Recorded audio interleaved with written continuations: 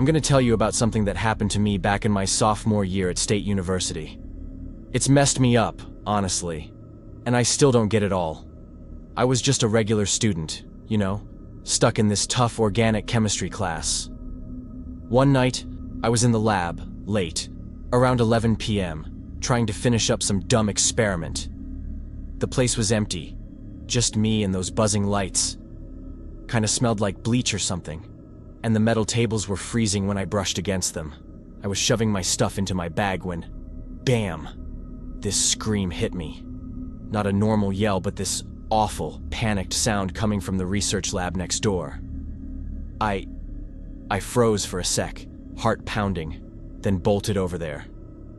Pushed the door open and saw Marcus, my lab partner, on the floor. He was shaking bad, like a seizure or something, with these gross chemical burns all over his arms and face. Red, peeling, ugh, it was nasty. Derek, the grad student who ran our lab, was there too, freaking out, wiping up some spilled stuff with a wad of paper towels. "Call 911!" Derek shouted, all wild-eyed. I yanked out my phone, hands shaky, but then he lunged at me, grabbed my wrist. "No, wait, stop. We gotta handle this differently." I was like, "What?" "He's dying, dude."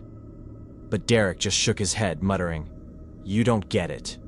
He pulled out his phone, dialed someone, and started whispering stuff like, "It happened again, containment, liability crap." I stood there, dumbstruck, while Marcus was still groaning on the floor. Then, get this, 2 guys in suits showed up. Not cops, not medics, just these stiff-looking dudes. Took maybe 5 minutes, way too quick. They didn't even talk, just hauled Marcus onto a stretcher and carried him out. I followed them a bit, saw them head to the back exit. No flashing lights, no ambulance, just this creepy black van waiting there. Derek came up behind me, all chill now, which was weird. Handed me this envelope and said, "Here, take it." Inside, $2,000 in cash and some paper saying I wasn't in the lab that night. "Sign it," he told me, voice flat. Keeps things simple. I didn't know what to do, so I signed it, stuffed the cash in my pocket. Derek locked the lab door, gave me this hard stare, like, "Shut up about it," and left. Next day, I went to class, expecting people to be freaking out, but nothing. Everyone acted normal, like it was just another Tuesday. I asked a couple people about Marcus.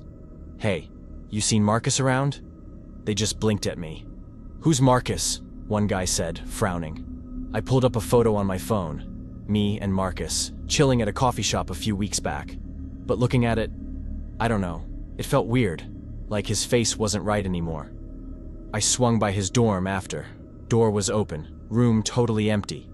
Not just moved out empty, but scrubbed, like no one ever lived there.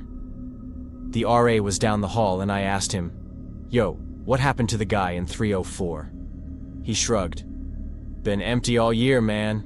You okay?" My chest got tight. I'd been in that room last week, eating pizza and watching Marcus lose at Mario Kart. Tried his phone. Rang once, then voicemail. Not even his voice, just that robot one. I left a message. "Hey, Marcus, you good? Call me." But I knew he wouldn't. He was gone. Went to the registrar's office, feeling desperate. "Can you check on a student? Marcus, I don't know his last name, but he's in my class." The lady typed for a sec, then said, "No record of any Marcus here. Ever." I wanted to scream. I had proof, pictures, texts. But it was like he'd been wiped out. That night I couldn't sleep. My apartment was too quiet. Every creak from the old wooden floor made me jump.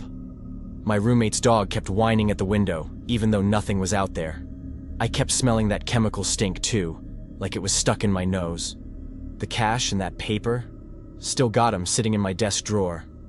Haven't touched the money, feels wrong, you know? Those photos of Marcus. I scroll through them sometimes, but they're creepy now.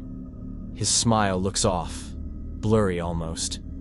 And sometimes, swear to God, I hear that scream again, faint, like it's stuck in my head. I don't know what they did to him, or why. Derek? The suits? The university? No clue.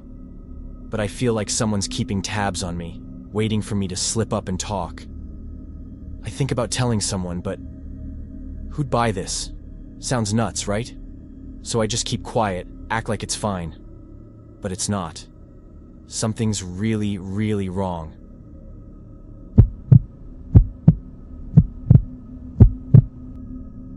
My name is Alex. When I got my dorm assignment freshman year, I was pretty pumped. New start, you know? I'd been stuck at home all summer, so moving into this big campus felt huge. The housing office said my roommate was a senior, Tyler. I was like, wait, a senior? That's random. Usually it's two freshmen together. But I figured, maybe he's a transfer or something. Tyler was fine at first. Quiet guy. Always hunched over his desk, scribbling in notebooks. I'd say hi, try to chat, but he'd just nod or mutter, hey, and keep going. His side of the room was neat though, weirdly neat. But then I started picking up on stuff. He never left during the day, like not once, only at night. I'd hear him shuffle out around midnight, door clicking shut, and he'd be back by morning. And his stuff? It smelled like hospital. You know, that sharp, clean smell? Antiseptic, I guess. Saw some medical junk too. Tubes, little metal tools. But I didn't ask. Didn't want to seem rude. I started feeling off around him, like one night I woke up, pitch black, and I heard him talking, mumbling, real low. Couldn't catch the words, but it made my skin crawl. I stayed still, pretending to sleep. Another time, I swear he was standing by my bed, just watching. I blinked, and he was back under his covers, out cold. I told myself it was nothing. Probably just tired. Midterms were coming, and I hadn't done laundry in forever, so I was down to my last pair of socks. But then, God, this still messes me up. One night, I jolted awake, and there he was, Tyler, standing over me with a freaking syringe in his hand. I froze, heart slamming in my chest. Dude, what are you doing? I stammered. He jumped back, all shaky, and goes, sorry man, I'm diabetic, just fixing my insulin. He wouldn't look at me, just stuffed the syringe in a drawer. I wanted to believe him, really did, but his voice was all wrong, too nervous. I barely slept after that. Next day, I started crashing at my friend Jake's place down the hall. His roommate didn't care, and their room had this old rug that smelled like pizza, but it beat being near Tyler. I'd only go back to grab stuff, books, clothes, whatever. Tyler'd be there, acting normal, but I'd catch him staring sometimes. Those eyes, man. Too focused. Then one afternoon, I came back, and there were these security guys in our room, packing up Tyler's stuff, quick and quiet. I was like, what's happening?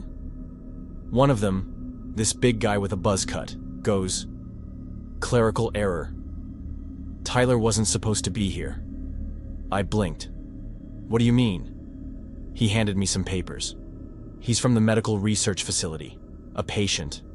Got mixed up with student housing. My jaw dropped. A patient?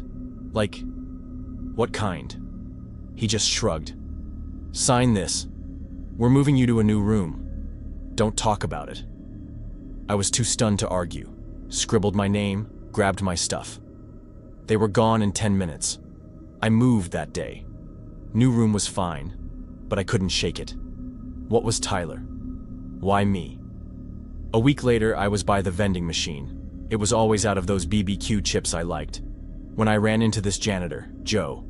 Old guy, always sweeping the halls. I asked, half joking, "Hey, you know anything about my old roommate, Tyler?" He stopped, looked around, then leaned in close. Heard he was in some program. For people with head problems, you know? Serious stuff. They were testing if he could act normal around regular kids. I stared. Wait, so I was, what, part of it? Joe nodded slow. Sounds like it. Didn't tell you, huh? I felt my throat tighten. Number. They didn't. After that, I was a mess. Kept replaying it all. Tyler's mumbles, that syringe, those night stares. What was he gonna do? And the university just let him live with me? Like I was some lab rat?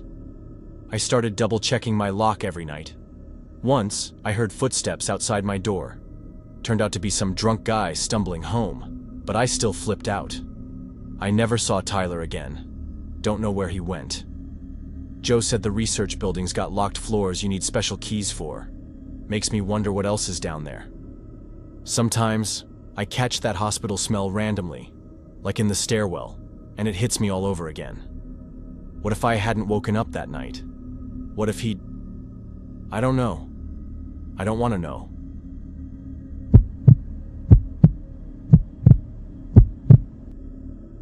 I gotta get this off my chest, okay? It's about something that started back in my sophomore year. I got this email one day about a scholarship, the Blackwood Academic Excellence Program. It was unreal. Full tuition, a place to live, even some cash every month. All I had to do was join their special research projects. Sounded like a dream, you know? But, it's not what I thought. They didn't mess around with the selection stuff. There were all these tests, psych evaluations, medical checkups, and talks with these professors I'd never even seen around campus. I figured it was just because it was a big deal. They picked 25 of us and we got moved to this residential place away from everyone else. The facility was tucked away at the edge of the campus, surrounded by dense woods that seemed to swallow any sound. At night, the silence was deafening, broken only by the occasional creak of the old building, or the distant howl of wind through the trees. The halls were dimly lit, with lights that flickered unpredictably, casting eerie shadows on the walls. Sometimes, I'd catch a glimpse of movement out of the corner of my eye, but when I turned, there was nothing there. It made me jumpy, always feeling like someone was watching me. Our days were packed. Classes from morning till evening, then study time after. No leaving unless they said so. And they watched our internet like hawks. I met some cool people there, though. We'd joke about the workload over burnt coffee from the machine in the lounge. But even they started acting weird after a while. One girl, Sarah, who used to be really outgoing, became withdrawn and paranoid. She'd whisper to me in the library, saying she thought the professors were listening to our conversations. Another guy, Mike, started having night terrors, screaming in his sleep about being trapped in a lab. We tried to support each other, but the fear was palpable, and trust was hard to come by. The classes were weird. Stuff like brain science and how to mess with people's heads. Not normal college junk. The professors had these cold, emotionless expressions, like they were hiding something. We had to sign papers promising not to talk about it. I didn't think much of it then, just happy to be picked. But I started noticing things, like the floorboards in my room squeaked every time someone passed by at night. Same time, every night. I'd lie awake, heart pounding, wondering who was out there. A few months in, things got strange. Some of the others changed. They could remember everything, spot patterns in seconds, even talk people into stuff effortlessly. The professors said it was the learning protocols working. But then, people who asked too many questions, or tried to quit, got sick. Real bad. Seizures, hallucinations, acting like someone else. I'd see him in the halls, pale and shaky, and I'd just look away. One night, I woke up, and my roommate was staring at me in the dark, eyes locked on mine. I mumbled, "Dude, what's up?" He whispered, "They're watching us," then rolled over and slept. I didn't sleep after that. Another time, I found a crumpled note under my pillow. "Don't trust anyone." No idea who wrote it. I started suspecting everyone. The treatment sessions were the worst. They'd strap me into a chair, attach electrodes to my head, and hit me with flashing lights, loud noises, sometimes electric shocks. Each session left me drained, disoriented, like my mind was being rewired. I'd have memory gaps or recall things that never happened. Conversations with strangers. It was terrifying, not knowing what was real. One evening, I sneaked into the administrative office, heart pounding. I picked the lock with a paperclip and found files on us. Medical histories, psych profiles, notes on our progress. There were documents about Project Blackwood, mentioning cognitive enhancement and behavioral modification. Some pages hinted at past students who disappeared or suffered breakdowns. It was chilling. It crashed down when I called my mom. She mentioned progress reports and photos of me in classes I never took. I dug deeper. The program wasn't part of the school. It was an experiment, funded by shadowy government types with too much power. I couldn't leave. They wouldn't let me. Finally, I snapped. I stormed into Professor Hayes's office, trembling with rage. "What are you doing to us?" I shouted. He smiled coldly. "You signed the contract. You knew what you were getting into." I threatened to expose them. His face darkened. "You won't get far. We have eyes everywhere."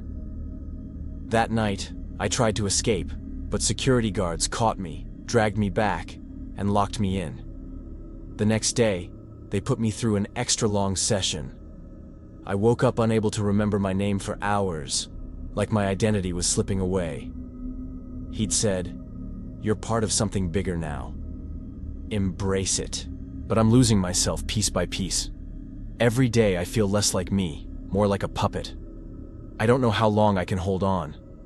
If you're reading this, please, don't join the Blackwood program.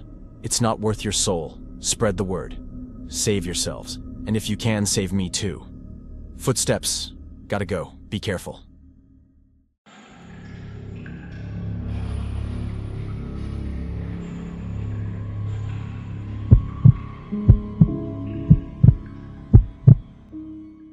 This happened when I was a junior in high school, and I keep thinking about it now that I'm older.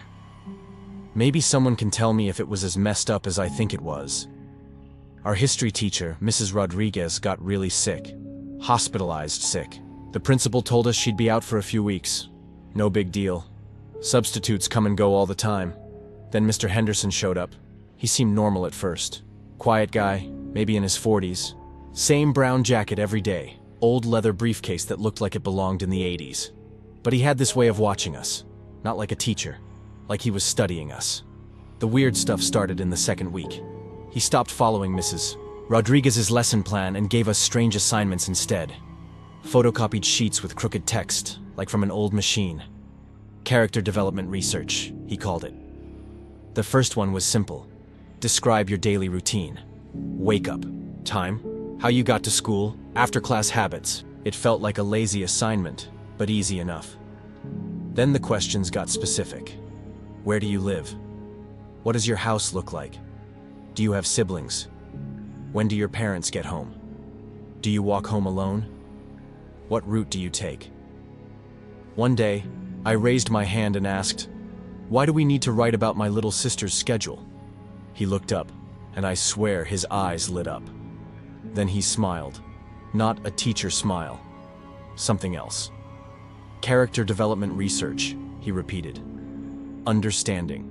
Family dynamics helps us analyze historical figures better. It didn't make sense, but I was 16. What did I know? The assignments kept coming. He wanted floor plans of our homes. To understand historical living spaces. Then, descriptions of our bedrooms. Include photos, if possible. Personal. Space psychology project. My friend Jake leaned over one day and whispered, "Dude, this is getting weird." I agreed. It was weird. But here's what really got to me. Mr. Henderson started staying after school. Not grading or helping students. Just sitting in his car, watching. My mom was usually late picking me up, so I saw him a lot. Same spot. Every day. Silver Honda Civic near the back of the lot, jotting things in a notebook as kids walked by. Once, I saw him following the Patterson twins' bus, driving slowly, keeping his distance. I wanted to say something, but say what? That our sub was creepy? Adults don't listen to that kind of thing. By the third week, the questions got even worse. What were our parents' work schedules? Exact times? Did we have alarms at home? Were our neighbors gone during the day? Were we ever home alone? Every time I walked into class, my stomach twisted. But I kept doing the assignments. We all did. He was still our teacher, right?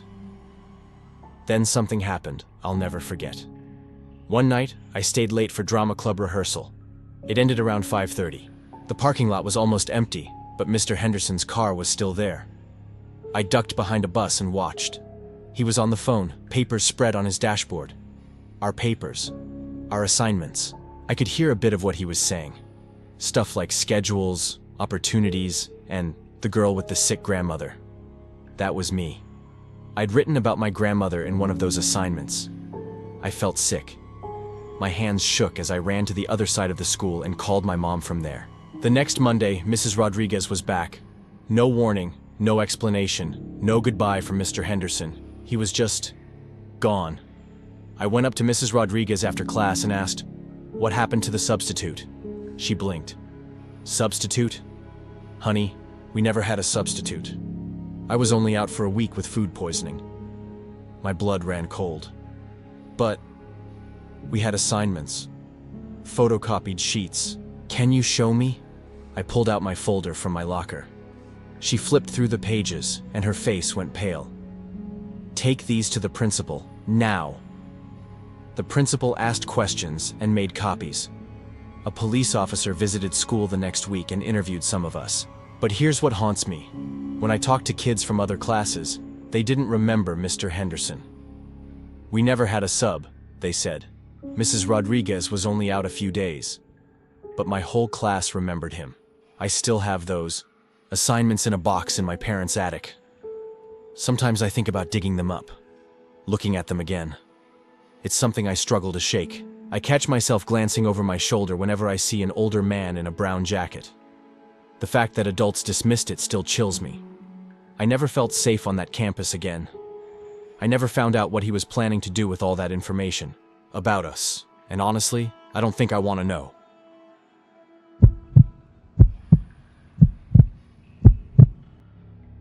My name is Alex Rivera and I lived in Cedar Valley. I'm not trying to sound crazy here, but I need to tell someone about what happened in my senior year chemistry class. Maybe you'll think I'm making this up, but I swear everything I'm about to tell you really happened. I was enrolled in advanced chemistry with Mr. Torres, a veteran teacher of over 20 years. Students said his class was an easy A if you followed the rules and didn't ask too many questions. It was perfect for me, since I needed the credit to graduate. My lab partner was Sarah Martinez. She was meticulous, always double-checking measurements and reading safety instructions. Her notebooks were pristine, and she never missed a detail. The first few weeks were uneventful. We mixed baking soda with vinegar, observed flame tests, and practiced titrations. The lab smelled of sulfur and ammonia, but it was all routine. Still remember the fluorescent lights flickering and how the polished countertops reflected our nervous faces. The clang of metal tongs against glassware echoed ominously, and the scent of acids lingered around each station. I felt a growing tension in my chest, like something invisible pressed against my lungs. It was as though the laboratory itself was alive, watching us work. Then one afternoon, Mr. Torres unlocked a supply closet and brought out unmarked bottles. I asked what they were, and he said they were advanced compounds for college prep. The labels had chemical names I'd never seen. Sarah requested the safety data sheets, but he insisted they were standard and promised to share the details later. We accepted his answer and continued. In October, right after my sister's birthday, I arrived with frosting under my nails. We were working with a clear liquid from one of those bottles. Sarah followed every protocol, goggles on, gloves snug. 10 minutes in, she paused and frowned. "I feel dizzy," she whispered. Her voice shook, and her pupils were unusually large. She stared at the whiteboard formulas and whispered, "Do you hear that? The equations are talking." I heard only the hum of the fume hood. He rushed over, took the beaker, and announced, "Just a mild allergic reaction. Nurse's office now." His tone was firm but worried. In the hallway, I overheard his hushed phone call. "Reaction stronger than expected. Document all details." His voice was clinical, as if discussing an experiment. Sarah missed 2 weeks of school. When she returned, she was changed. Quiet, compliant, never asking questions. When I looked at Sarah, it felt like I was staring at a stranger wearing her face. Her eyes were empty, her laughter gone. The bright spark she once had was replaced by a hollow compliance that chilled me more than any chemical ever could. I tried asking what she remembered. She said only that she felt sick, and that was all she could recall. That's when I began watching Mr. Torres more closely. He carried a small notebook during labs and scribbled constantly. One day, I glimpsed his notes. My name was followed by baseline response within expected range. Sarah's page included heightened sensitivity to compound 7 and memory suppression successful. The phrase, memory suppression, sent chills down my spine. I noticed other students changing too. Jake, once fidgety, became calm. Emma, who argued with teachers, became obedient. The locked supply closet had a small window. I climbed up and saw bottles labeled Compound X47 and Subject Compliance Enhancer. The labels looked professionally printed. I snapped a photo, but later it was too blurry to read. It was as though my hands shook when I needed them steady. I remember the bitterness of the metal taste from the beakers, the cold touch of the glass, and how my heartbeat echoed in my ears every time I heard the lid click shut. Those details are branded in my memory like scars. Mr. Torres's gaze during experiments felt predatory, like a scientist observing lab rats rather than a teacher guiding students. I wanted to tell someone, parents, principal, anyone, but feared being dismissed or triggering an investigation that would tip him off. Sarah and I graduated. She moved on to college but remained distant. At graduation, I asked about that lab day, and she stared blankly, clueless about what I meant. I held onto the blurry photo for months, hoping to decode it, but eventually I deleted it, telling myself I was overreacting. I wake up at night, heart pounding, convinced I still smell solvents and hear whispers of formulas. The memory of that class haunts me like a warning. Knowledge can be weaponized by those we trust, and I wonder, if I hadn't paid attention, would I have become just another entry in that notebook? I share this now hoping someone else will believe me.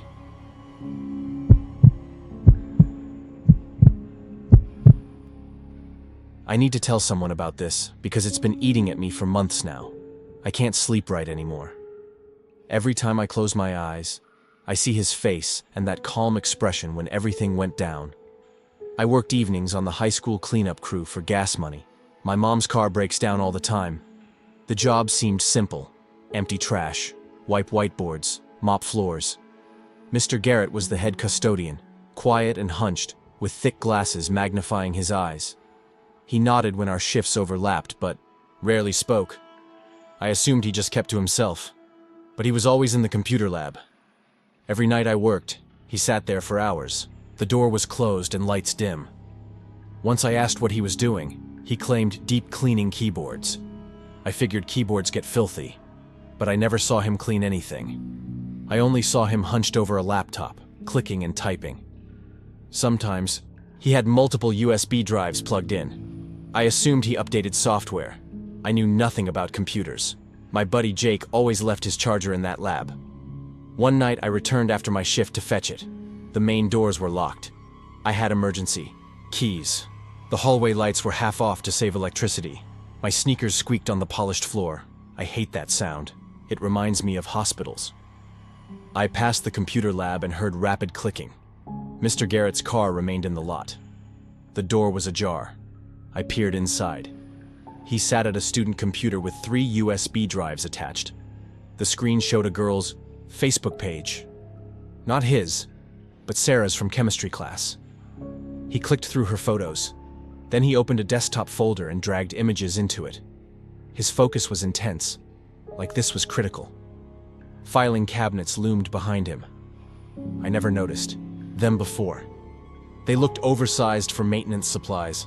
I should have left immediately. Instead, I stayed frozen. He glanced at the door nervously. Then he switched to another account. Another student's profile appeared. He knew everyone's passwords. I could barely remember mine. He took screenshots, copied files, organized them in folders. My phone buzzed, with a text from my mom. The sudden noise snapped me out of my trance. I bumped the door, and it creaked. He looked up and smiled calmly. "Oh, hey there," he said, as if nothing was wrong. He invited me inside. My legs felt heavy, though I wanted to run. He turned the laptop toward me. It displayed private Instagram DMs, messages about family drama and personal secrets. Kids think it's private, but I observe them, he said. He clicked to reveal a girl cutting herself. Photos she sent to her boyfriend laid bare. He opened a cabinet filled with printed screenshots and photos, hundreds of pages piled neatly in folders. "I've done this 7 years," he said proudly. Over 300 students cataloged. He flipped through records of text, posts, grades. "This one planned to run away," he explained. "This one's parents are divorcing secretly." The tone was clinical, not creepy but chilling. He analyzed behavioral patterns like a scientist. I finally whispered, "Why do you do this?" He looked surprised by the question. "Because it's fascinating to see their authentic selves," he replied. He continued revealing private details and psychological observations. My mind raced with fear and disbelief. I don't remember leaving, only that I needed to escape. I mumbled an excuse about going home. He nodded and returned to his work. I never reported him. Who would believe such a story? I was afraid he knew about me too. I quit the job the next week under the pretense of focusing on grades. But I still see him pushing his cart in hallways. He nods and smiles that same calm smile. I wonder how many more secrets he's collected, how many more files he has in those cabinets. The worst part is knowing he's still there, watching, collecting pieces of everyone's private lives, one screenshot at a time. I keep this secret to myself. I'm haunted by knowing what lurks behind locked doors. Sometimes I wake with terrible sweat, replaying his voice and those files piled high. If someone doesn't stop him, I fear his next future discoveries.